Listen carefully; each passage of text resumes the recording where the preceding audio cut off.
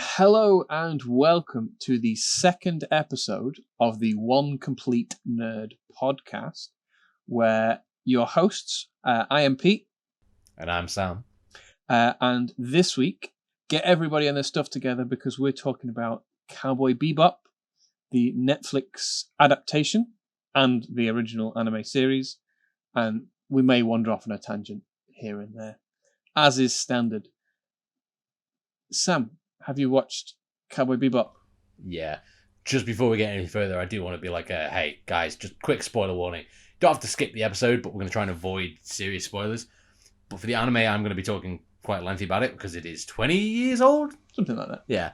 So I've not watched the whole series. I think I mentioned last episode that I haven't seen any of the live action. I haven't seen the anime because it was on the list, of which I have crossed a couple of things off the list, actually. I came around here for dinner was a couple of days ago, and you, what was it, parent trapped me into watching Lord of the Rings, the first episode? Yeah, is that a parent trap? There's normally a switcheroo. Well, I'm not your parent for a start, but there's normally a switcheroo with a parent trap. I don't know. But yeah, it was literally a case of like I came in and we sat down and suddenly something starts playing. I'm like, what are you watching? He's like, oh, I mean, sure, why not? So we distracted you with painting minis. Yeah, so I came around for dinner and to paint some models and some Warhammer models. And it was just like, while you sat down for 5 minutes, let's, actually, how long was it? 2 hours? It's like, while you sat down for 2 hours and we keep your attention, here's Lord of the Rings. But again, that's a little tangent, so that's one thing off the list. We got one thing off the list. We'll get there. Eventually, yeah. Eventually. But yeah. Yeah, it's, so it was one of those things where that was that, and then we realised I haven't watched Cowboy Bebop, and it was released last... The series on Netflix released a couple of weeks ago. There's been a little bit of hype building up towards it, but the anime series has been around since the 90s. So it was one of those things where like everyone told me again, watch it, and I was like, I'll get to it at some point. And then the live adaptation, the live action version was released, and Pete was like, watch that, and I was like, I started watching it. I literally got 7 minutes into the first episode. I had to stop. I was like, I feel like I should be watching the anime first because it seems like there's a lot of references. Like they do something, which again would be spoiler, so I won't say it. But they do something, and I'm like, that seems like a callback to something that would be in the anime. And then there were characters that were introduced, and things happened. I'm like, these seem like in-jokes. And so I asked you via a message, like, hey, how spoilery is the live action thing for the anime? Because the anime has been on my list a long time. Yeah. And you were like, fairly spoilery. So I was like, right, well, in which case I'm not going to watch that. I'm going to watch the anime first. So I started watching it. And as I mentioned, when it comes to watching new things, it's like I gave it a couple of episodes. I got pulled into this during the intro sequence. The music is, as they could say, banging. It was amazing. I loved it. It was just like, dun, dun, dun, dun, dun. I was like, I am instantly hooked. Like, whether I enjoy the anime or not, I am keeping this music. So the intro for the anime episodes is now my ringtone, and the outro is my alarm. So that sort of gives you how much this sucked me in. The music grabs you by the face and makes you watch the show. And yeah, the composition through the entire series, both series, it's just great. There is more to the anime. They explore the music more because it has a longer runtime, and there are more characters that have different themes. So there are different types of music. So in terms of differences between the two series, the music is one of those things that they kept very consistent. I don't know. This is not a spoiler, so don't worry about that. But it's a weird choice what they did with the Netflix series, because there are some very obvious callbacks, as you said, with you thought this thing that you noticed a thing, you thought that was a joke or a reference to the anime series, and it most probably was, because the live action series does so many callback moments that if you've watched the anime, it's funny because that's a running joke that is consistently coming up, and they do it once in the live action series and then forget about it forever. You're talking about the Stooges, aren't you? I'm talking about the specific examples, the bell peppers and beef. If you haven't watched the anime series, you won't understand what bell peppers and beef are, because in the Netflix series they just call it bell peppers. But then, Right. yeah, and then in the anime there are these three guys that you first meet in New Tijuana, and they're laughing and joking. They're just three old guys sitting at a Reminiscing table. about the past, about like, oh, we built this town and meh. Yeah. And then in the next episode, it's like, oh, we built this space station. It's like, you were a planet away. What? How did you get here? You can't fly. And then it's like episode 3. It's like, oh, I remember having a dog, and it's like, what? How are you? Okay, right, get it. Running joke. I love them. They're funny. They're just always in the wrong place at the wrong time. Yeah. I.e., following Spike. Yeah, those three guys pop up all the time in the anime series. They are in New Tijuana in the live action series, and then that's it. Yeah, which is disappointing. Like there are some hilarious moments in the anime that they just didn't do in the live action series. That might have something to do with the fact that the live action series was done in 2020. Yeah. / 2021, whereas the anime is in the 90s and comedy moves on. Like, not to like it doesn't leave behind. So something that was funny in the 90s isn't going to be funny now. I mean, a prime example would be, so like, I know in the 90s there was a lot of jokes about, you know, like stereotypes. There's a lot of stereotype jokes. So for example, you know, the Irish, which is it's completely false, is like the Irish are dumb and they only build. It's like, that's not true. And the Polish, they come here and they only do building work. It's like, that's not true either. But that was accepted as a joke in the 90s. Yeah. Now it's like, you say that, you're going to get stoned in the street because A, it's wrong, and B, it's not true. So it's one of those where, so jokes that were funny in the 90s for an anime series from a different culture across the planet probably isn't going to mix, like, they feel like it's not going to hit well with an international audience. Yeah. That, you know. There's definitely a sense of westernization of the core subjects in the Netflix version, and they changed some things. There are some things I dislike that they changed, but then there's some things that they changed that I'm completely fine with.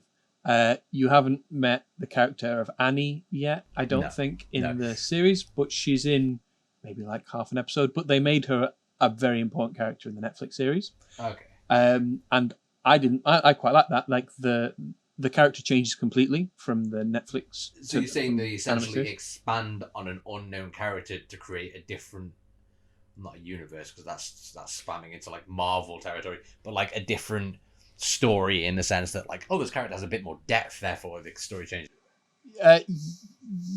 Yes. Well, what they tend to do when they adapt anything is amalgamate characters together.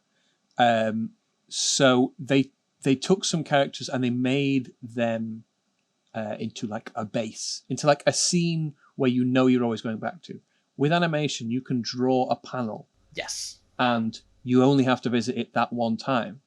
With a TV show or a movie, you have to either build a set or program some CGI, and it's a lot of work. So they want to use it over and over again because it's an expense. So this character has a jazz club, and the jazz club comes up a lot, because then they can do, you know, they can film every single episode they can film in this jazz club.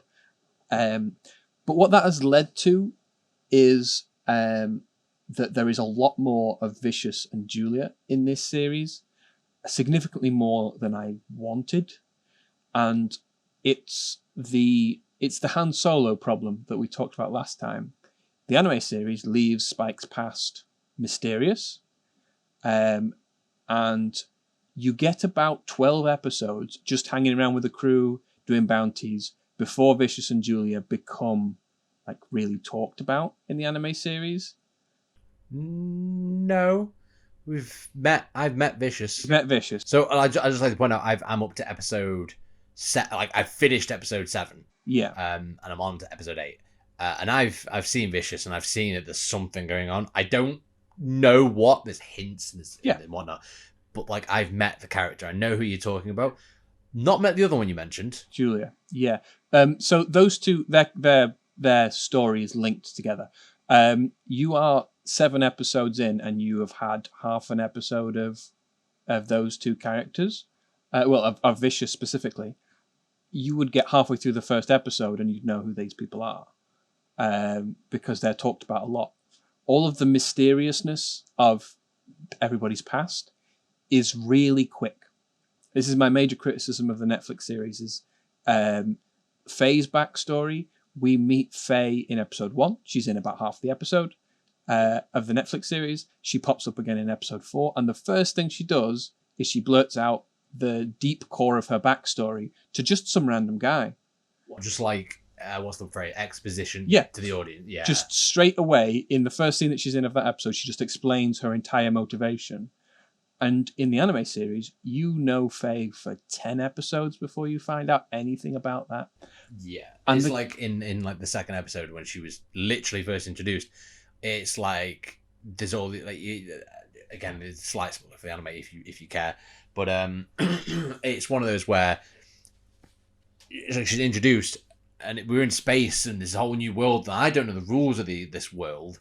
So she was introduced as someone who is what's the phrase? A myth, a legend. She's the ultimate gambler. She never cheats. She's been around for 400 years. And it's like, whoa, how much of this is true? Are these facts? Or like these just rumors? Like, what's going on? I know very little about her, apart from the fact that her character is she loves money. She's, as far as I can tell, she's self-centered-ish. She has a soft spot for people she likes, and she likes to use her sex appeal. Which sort of leads me into the 90s animation being a lot more risque. Well, no, not. It depends on what anime you're looking at. It's less fan serving, more risque, more adult. Like this feels like it was an anime for adults even back then. Yeah. Whereas it's now like I'm looking at this and I'm like, oh, that's quaint. They've got like a bit of blood. Whereas in the 90s, that's like, Jesus, they're bleeding all over the screen. It's like, what the hell? Which was more a Western thing. I know in Japanese culture, I don't think they've ever been afraid of blood and violence and the deeper topics of in animation. But you mentioned before about how the framing, like they keep like on a frame, they keep a character on the screen and they do like a discussion. Like it's easy to you can draw a frame and they look at it for a long time. Which is part of like I think it's part of the 12 steps of animation. I don't remember the number, but it's like timing. Yeah. So like you can keep on a frame for a long period of time and have a character exposition in their head or talk to someone, but not animate their mouth. So it's like you're looking at a character, or like a lot of time it's like camera angle. So for example, you can have two characters talking and like stay on one drawing where no one moves. It's two people looking at each other, just talking, and the person talking has their back facing the camera, so to speak. Yeah. So nothing is being animated, but there is an entire, possibly couple of minutes scene happening with a discussion, but nothing's being animated. It's amazing. Like they get around like, because animation takes so long, like especially if you do like 24 frames a second. God, I know some people are like, oh, let's do 60 frames a second. It's like, have you had any idea how much drawing that would entail? But it's one of those where they cleverly get around the issue of like we only have so much time. Yeah, you're dancing around the major criticism of everything, and that is budget. You as much as people love or hate something, almost always the reason that it is not the way that they want to be perfect is budget. Filmmaking, and in this case TV, is a compromise. It's the director compromising with the writer, with the producer, with the budget, with the costume. Faye's costume is different in the animated series, and everybody kicked a fuss. And in the animated series, from the anime series and the Netflix series have a different costume for Faye. Okay, yeah, because they tried to build the costume for Faye, and it just wouldn't stay on right. Because it defies physics. It's an anime. Yeah, and they just had to change her costume, and so many people kicked off. All the purists of the anime kicked off that they've ruined it already because Faye's costume is wrong. That's one of the things is that I appreciate that some people say like whoever developed because I don't know much about the live action, is like whoever developed the live action is trying to cash in on an old anime that's really well liked. It's like, yeah, you could look at that, or they're trying to update it for a newer generation. For example, well, myself is a bad example, but I had never seen Cowboy Bebop, but granted I was aware of it, but I went and watched it because of the live action. Yeah.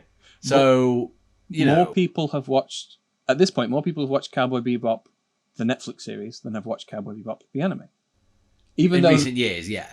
Even though the anime is on Netflix, more people will have watched the live action version because it's new and fresh. Even though it's a remake of something old, it's new and fresh, and people are talking about it. So people will watch it.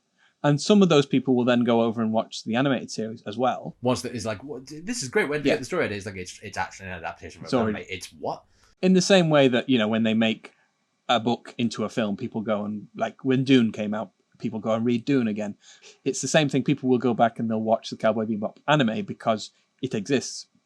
And if you're enjoying the aesthetic, if you're enjoying the universe and the style and the themes, there is another 26 episodes of anime for people to go and watch there. Yeah.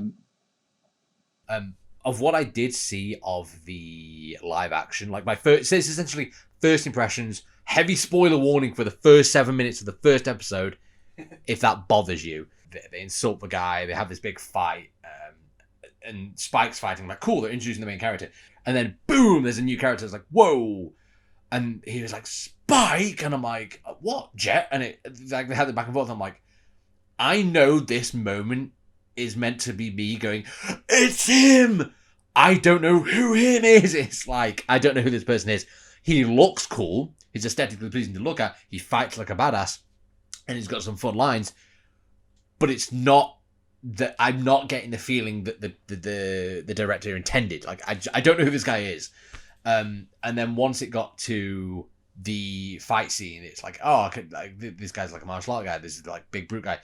But I also got into a situation where, like, they blow a hole in the side of the space station, which is a casino, which I was like, boom. And they were like, everything got sucked out. I was like, oh, they're underwater? Is that why they're saying don't shoot that in here? And no, they're in space. I was like, oh, they're in space?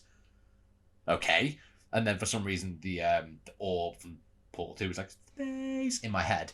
And as they're all getting sucked out, like, they grab the lever. And as he grabbed the lever, audibly outside said, he's going to pull that, it's going to hit 777, and there's going to be whizzing coins everywhere.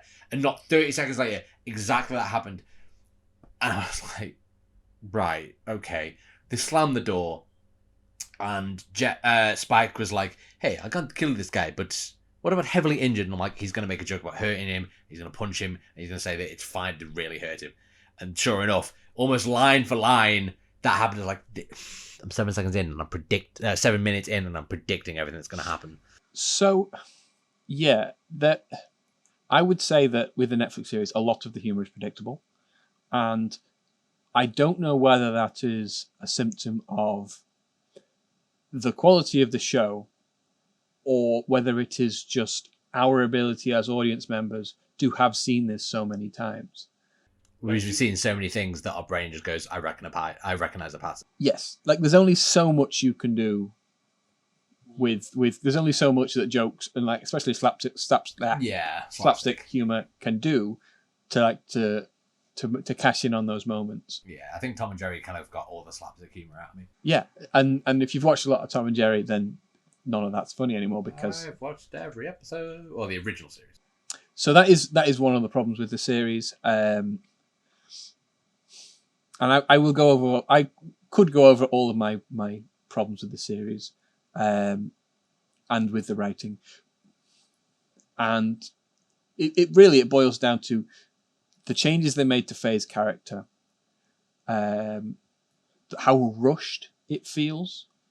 Because it's only 10 episodes. It's only 10 episodes. They do a couple of Faye episodes and a couple of Jet episodes and a couple of Spike episodes, and they do very few just the crew hanging out episodes.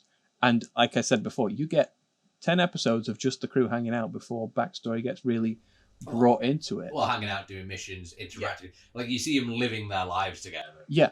And they get to a point where they don't hate each other anymore when they're on the Bebop. This is in the anime series. They get to a point where they don't hate each other anymore.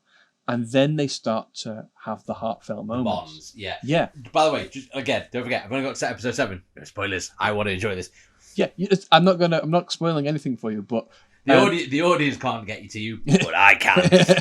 with the anime, you get the pacing perfectly well. That point where they care about each other, that's when you can have your heart broken. And the truly sad moments and the truly funny moments from the anime series, you just don't get in the live action series because you don't care about the characters as much because they jump from hating each other to being really close friends. Faye has a whole episode in the live action series where her thing is that she bought a new gun, and it's a rail gun. But that's a whole thing for a whole episode. But Peter, bitches love cannons, and it does nothing to change the dynamic between any of the relationships. And then the next episode, so they go from hating each other, I got a new gun, and now we're really close friends. And that's the arc. And there is no development. It just jumps from where they needed the quickest way to bond with a woman is to get her a new gun and bond over the idea of shooting things. And the other thing the other thing I really dislike about the Netflix series is, and maybe not his fault, the actor that plays Vicious does something really weird with his bottom lip whenever he's angry, and he just looks like a grumpy child. And just his performance, I think, is really poor. And I apologise to the guy, but I don't like his performance. Yeah, and it you puts get like me that. off. As I watched a movie on Netflix not long ago called Red Notice, and everything was amazing, but then there was this it's got Dwayne "The Rock" Johnson, and I can't, for some reason his name is escaping. The guy who plays Deadpool, Ryan Reynolds, and Gal I Gadot. forget that. I'm gonna get shot by forgetting that name.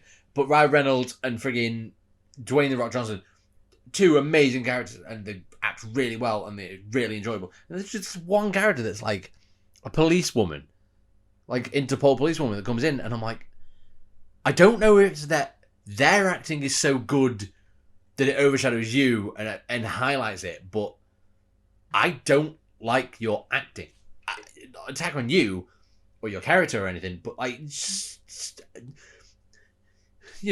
like maybe I'm comparing a pebble to a diamond, or a pair of diamonds in this case. Are you talking about Gal Gadot? I don't know who it is. The woman, just she end up wearing a red dress? Or is she just a small side character? No, she's just a policewoman. So, whether she might be starting out, or maybe she's new, but it's one of those things where that character, the acting seemed off. Yeah. But maybe that's because I'm there's two behemoths stood next to her. Possibly, yeah. But it was one of those. So you were talking about how Vicious's character seems so off. Yeah. But again, I don't know either of the other characters that played like Jet or Spike. So maybe he isn't an amazing actor, or maybe a lot of directions for characters can be hard to follow. Vicious how do you portray an anime character's emotions on an actual human face? A lot of the time that's really hard. Yeah. And a lot of the twitches you get in the eye and the facial features that you can do in animation, because you can do anything in animation, you most likely probably can't pull off on your face. Like they could say, right, so you got the part of this main as a villain or whoever this character is, do this thing. It's like, I can't physically do that thing. It's like, we'll do something like it. Yeah. I appreciate that, but I'm not saying you're wrong. I'm just saying maybe that's an excuse. Yeah. I'm trying to bail him out. You're trying to help this poor guy. He's getting viciously attacked by a nerd on the internet. How could you? I'm going to put a slight disclaimer in here that I listened to a podcast once and I turned off after the first 2 minutes because it was two angry nerds complaining about movies on the internet. And I was like, I don't want to be just an angry, nerdy voice just complaining about how they've ruined my childhood. But then they made a Cowboy Bebop remake. No. Well, that's the thing, is I've got that benefit of having never seen the anime or live action. So I've got the benefit of being I get to enjoy both these things. Yeah. And I, unfortunately, I'm not a sheep, but I'm willing to give things a chance. And Especially, like, I think a really good example is everyone hated on the new Sonic the Hedgehog, especially how his design was, to the point where they changed how he looked. With his new eyes, and everybody hated his new eyes. I don't even know if it was that. It was like his actual facial design. Do you remember like it was announced in 2019, question mark? And then 2020 he came out and it's like, oh, they completely changed the design. I remember that. Yeah, I remember that whole controversy thing as well. But like, I grew up loving Sonic the Hedgehog, you know, Sega and everything. So it was one of those things where I was like, I've heard so many bad things, but I'm going to give it a shot. And you know, I really enjoyed it just because I had an open mind about it. So I'm loving the anime, absolutely loving it. Like I'm on, like I said, episode 7, and I got dragged in the first couple of seconds with the intro. This is, the anime, I mean, it's 20 years old, but it really is definitive. And this is why I'm curious who made the decision to change so many things and why they made that decision. Because, like you say, it will ruin some people's childhoods. Cowboy Bebop was a turning point in American animation, in bringing... Do you mean Western animation viewing? The westernization of Japanese anime. Yeah. Because before that, the big stuff was Pokemon, it was Dragon Ball Z, and like it knew it was for 10 to 15-year-olds. It knew that was its audience. And then this thing came along with sex and violence and dark themes and nihilism and depression and it's all the things the Japanese have been living with for years. And drug references and all these things. And they knew this is a 17-plus series. So the actual crew that came towards it, the voice direction, they knew that they had to do this. They knew they had to make it serious and for adults because that's who it's for. And it completely changed animation in America. I assume you're still talking about the anime, not the live action. Yeah, still talking about the anime. There is 2 specific things that I want to reference that were adapted from Cowboy Bebop, the anime. First off is the mom character from Futurama. You've seen Futurama, haven't you? Yes. You remember the mom character with the useless sons? Like she runs the evil mega corporation. But mommy, why are you making all the robots get their presents? Shut your mouth hole! Slaps them all across the face. Yeah. Yeah. That is taken from Cowboy Bebop. The environmental terrorist woman. Oh! Yeah. That is... Oh my god, now you say that. Yeah. You look at it.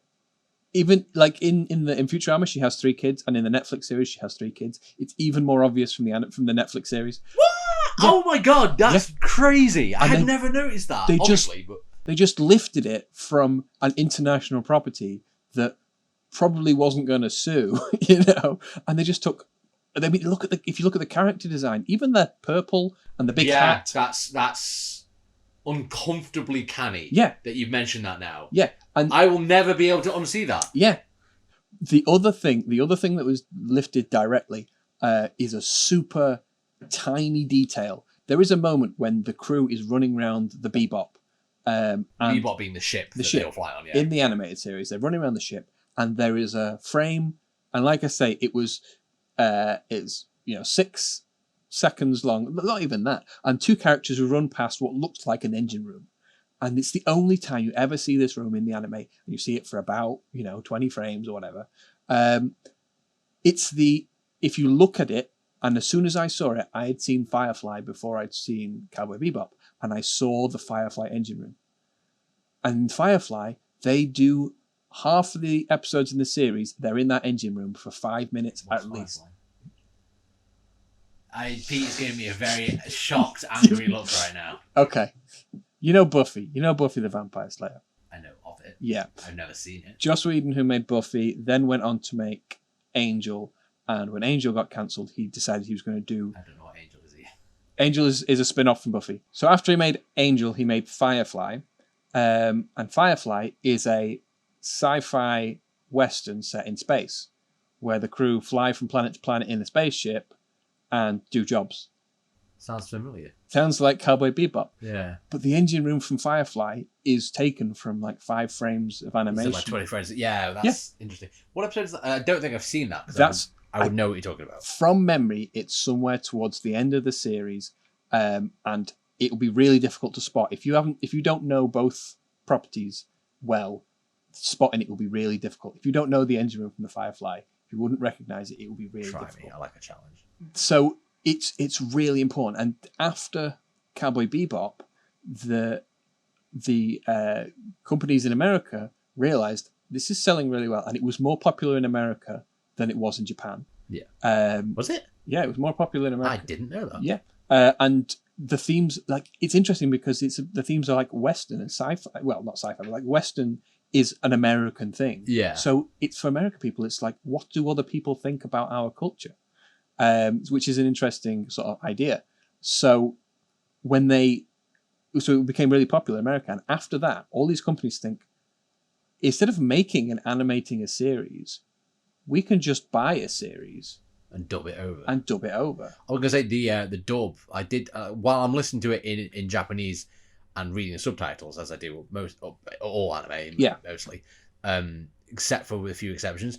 This is one where I listened to. So I paused episode 2 to go and have like dinner, came back, and of course the computer's gone to standby mode, which refreshed the page, and I refreshed it and it automatically went to English, and listened to a couple of sentences. I was like, this isn't bad. So I rewatched episode 1 in English. I'm like, the dub is actually really good. The English dub of Cowboy Bebop is amazing compared to what it was compared to at the time. Dragon Ball Z and Pokemon, which are designed for kids shows. But like what their work they put into Cowboy Bebop's dub was amazing, and they attempted to replicate that in the years since. And anime dubbing is getting better and better and better.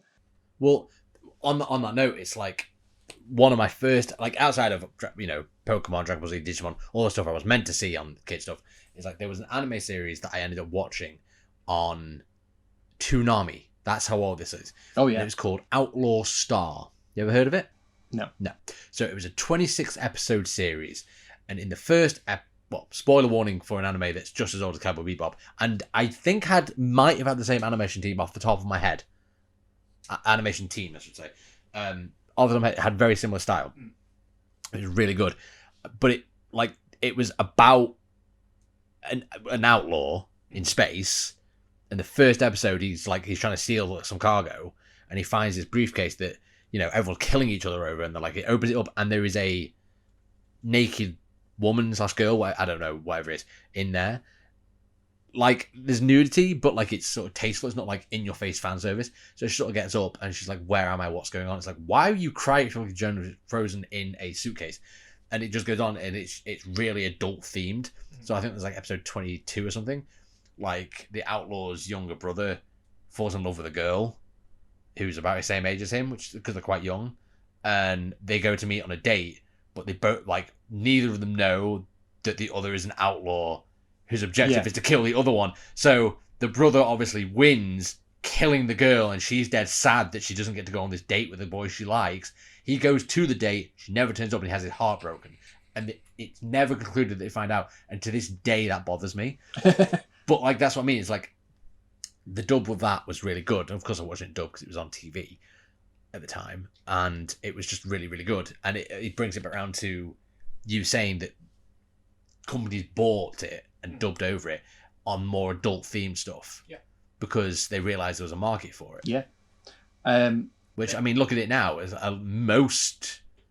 far as I'm aware, most people have at least heard of anime and enjoy it. I know there's a few people that I mean, I still get mocked every now and then. It's like, "Oh, you like cartoons? What are you, a kid?" It's like, have you watched the thing I'm talking about? It's like, well, no. It's like, the first episode, someone gets a bullet through the brain. That's not a cartoon for kids. It even warns you. So I think that's about all we have time for talking about Cowboy Bebop. In terms of recommendations, I will definitely recommend the anime series. Yeah, I agree with you. I've not even finished it, and I agree. It's a shame that we probably won't go into this much depth in the future unless I have a fanboy moment. But but this is probably as far as we'll go in depth. Unless, because I've still got the live series to watch, we might talk about that again. But. Yeah, we'll on a future episode we'll catch up with you when you've watched all of it and see your opinions. Maybe we'll do a spoiler, just a tangent, spoiler episode. A spoiler tangent for Cowboy Bebop later on, and we can maybe we can grieve over some of the things that I'm keeping quiet about because I don't want to spoil it for The fact you said grieve makes me sad. Well, yeah. No spoilers. And then in terms of other recommendations, Samurai Champloo. Have you seen Samurai Champloo? I have, again, heard of it, On the list? but it's not on the list not because it's just I have heard of it. I have not been recommended it. Yeah. It was one of those things where I was like, well, looks okay, but let's change that up, and now it's been recommended to you. Samurai Champloo was made by the same creative team that made Bebop. It was the director, like the showrunner of Bebop, went on and did Samurai Champloo straight afterwards. And Samurai Champloo is samurais with hip hop style, and like it's just you pick a genre and you pick a music style and you smash them together, and that's how these guys work. Okay, that sounds like the way you describe that sounded interesting, but the way the trailers showed it and like pictures, I'm like the way you described it of disco samurai, I was like, nah, not for me. No. But the way you described it about slamming sword styles with music styles together, that interests me. Yes, it's hip hop. Hip hop with samurai. Literally, the first title card from Samurai Champloo says, "This anime is filled with historical inaccuracies. We don't care. Just sit down and enjoy the show." And it's like people need that attitude more. That's the style of the entire series, and it's great, and like we need that more. So Samurai Champloo is on Netflix and is a recommendation. Right, okay, cool. But I've got other things to do before that. It's like, I've got game. The book is separated. The list is separated into movies, shows, anime, cartoons, games, movies. I think I said movies twice, but that gets my point across. 2 lists of movies. I got 2. There's a lot of lists. But speaking of recommendations, you said someone got in touch with you about a discussion we had last week. Oh yeah, we had a comment from a listener who, when we were talking about Halo, he recommended that we play Halo Infinite.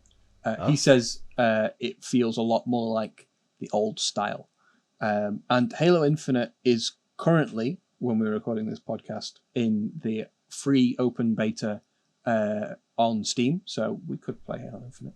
Oh, well, I might, if people would be interested, because I know I've been thinking about it, is streaming it on Twitch. Like, I would absolutely do that. Be a great way to start, I suppose. But wait, speaking of games and games we should play together, I saw you playing a game the other day. Yes. Do you want to talk about it? You want to talk about it. I do, because I'm ashamed of you. Why are you playing Fallout 76? Because it was on Steam sale. That's not good enough. We were having this discussion before the podcast, and I said save it for the podcast, because games release when they're not ready these days. If people will release an 80% of a game, and it's full of bugs and full of problems, and then they fix it. I have opinions on this, and it's going to be a long episode if we don't cut it here, because I swear to God, I have a lot of opinions on this and things about it. Yeah. The big criticism about 76 when it first came out was everything. Well, there's that. There's that. It's everything. But what I remember was there's no NPCs in this game. The only characters that you meet are the other people on the server. That wasn't a complaint. That was a feature. Yeah, they boasted about that. Yeah, Bethesda boasted about that. The audience says, "Where are my NPCs?" So they released an update. And they put a whole storyline in with actual NPCs. So these days, when you play it, and I know about this, and I'm playing this for the first time. I've played like 6 hours of this game because 6 hours too many. and I'm going through and I'm thinking, which things have been added in this feature? Like, when am I going to run into people, and when am I going to run into a holotape or a computer terminal? Like, which quests are from the original and which quests are from the update? Because it's all intermingled at this point, and I can't tell. Which is the point? Where at which point did Bethesda backtrack to the point they were like, oh crap? Yeah, no, they absolutely did. We're gonna have, like this could be a long podcast episode if we start talking about this. So, but yeah, so back to the actual comment I wanted to say before we went on this little tangent was, if people would be interested in seeing me stream Halo Infinite, then let me know, because it's been something I've attempted tempted to try for a while. Yeah. I'd have to think of a good name, though. We'll find you a name. We'll find me a name. We'll find your name. Well, thank you everybody for listening to the One Complete Nerd podcast. We will be back for our next session. If we play Halo Infinite, maybe we'll talk about that. Yeah, we'll talk about Halo Infinite and we'll discuss a lot, especially about, you said, games getting released 80%. Like, I have a lot of opinions on that. Yeah, so... And the game industry as a whole, I suppose. Yeah, we've touched on a lot of topics in our first episode. Our second episode is anime and movies, and then we're going to go on to video games. Specifically Cowboy Bebop. Well, thank you everybody for listening, and we'll catch you next time. Bye, everybody.